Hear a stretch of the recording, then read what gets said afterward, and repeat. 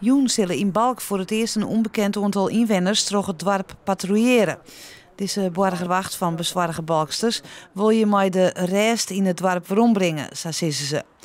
Maar de gemeente De Frieske Marren is net wies met het initiatief en is er poer op tjen. Omdat ik denk dat het geen goed signaal is dat er jongens of 's nachts groepjes mensen over de straat rennen om uit te zien voor dingen die het volgens mij helemaal net gebeuren zullen. Dat lijkt mij geen goede zaak. Daar hebben we de politie voor. Siebe Kooistra vindt het wel een goede zaak dat dorpsgenoot Nieuws een kuier maatje om de boel wat in de gaten te houden.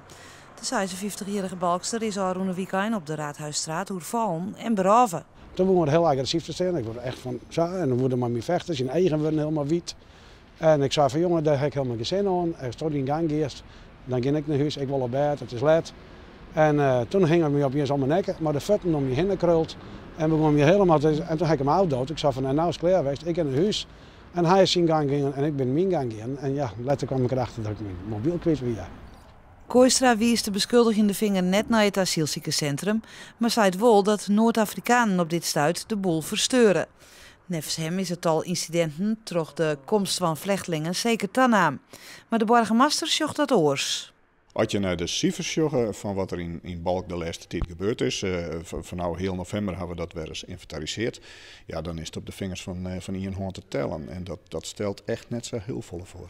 Hoe dan ook, het veiligheidsgevoel van de Balksters had een behoorlijke knauw kregen, zo zei het Kooistra. Een heleboel mensen die door net met alleen naar huis te gaan als ze uit het café waar komen of wat ze ergens geweest binnen. Die hebben mij aanhouden op zitten. Als ik boodschappen dwang deze week, heb ik minstens 2,5 heel 3 uur bezig om uit te lezen wat er gebeurt en wat we dan dwang kennen. Ik jou niet in de schuld. Daar gaat het net om. Het gaat er gewoon om dat de rotte appels uit deze maatschappij in Balk er even uitzocht worden met, zodat we alle machinaal samenleven kennen.